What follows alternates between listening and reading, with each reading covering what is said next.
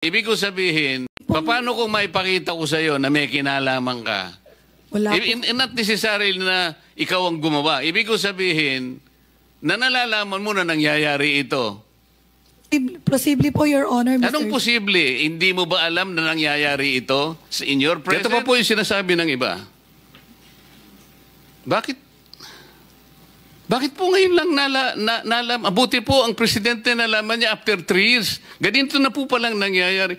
545 billion pesos.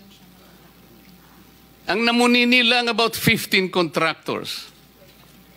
There are about 29,000 o 19,333 contractors as of August 29, 2025. Mr. Pickup, tama? Yes, Your Honor. 15 lang. Representing 18% of the pie.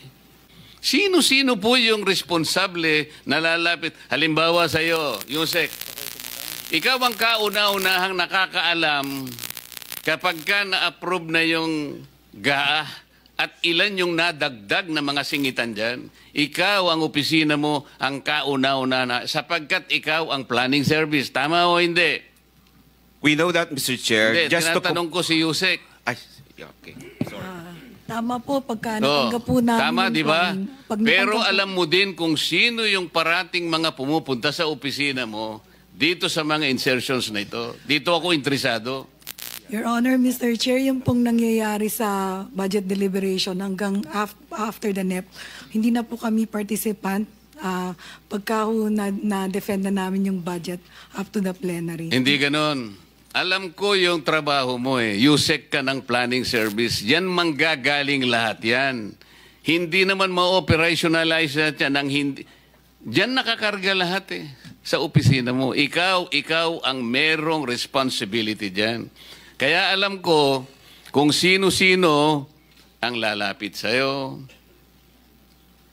Your Honor, Mr. Chair, yung National Expenditure Program po, yun po yung manggagaling sa ahensya.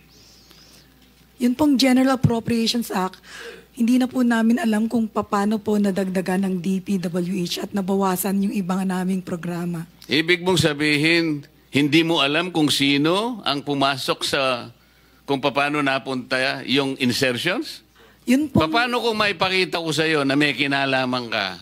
Wala po. Not necessarily na ikaw ang gumawa. Ibig ko sabihin, na nalalaman mo na nangyayari ito. Posible po, Your Honor, Mr. Anong posible? Hindi mo ba alam na nangyayari ito in your presence? Ikaw kasi ang gagawa eh. Sir, Your Honor, Mr. Chair, in our presence po ng ahensya, hindi na po kami kasama.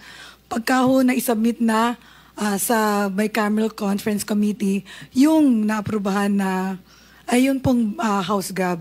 No, sige. Yan sagot mo kasi tatapos. Paano kung maipakita ko sa iyo na may kinalaman ka? Wala po. Not necessarily na ikaw ang gumawa. Ibig ko sabihin, na nalalaman mo na nangyayari ito. Posible po, Your Honor, Mr. Anong posible? Hindi mo ba alam na nangyayari ito in your presence? Ito pa po yung sinasabi ng iba. Bakit po ngayon lang nalaman? Abuti po ang presidente nalaman niya after 3 years. Ganito na po palang nangyayari. 545 billion pesos. Ang namunini lang about 15 contractors.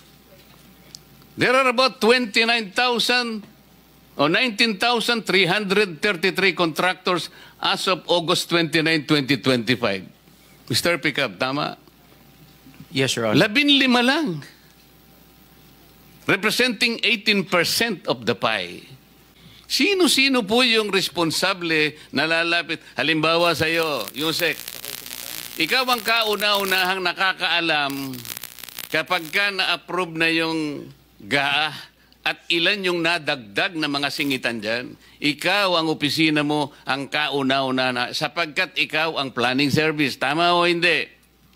We know that, Mr. Chair. Hindi, tinatanong ko si Yusek. Ay, okay. Tama po, pagka natanggap po namin. Tama, di ba? Pag Pero natanggap po- alam mo din kung sino yung parating mga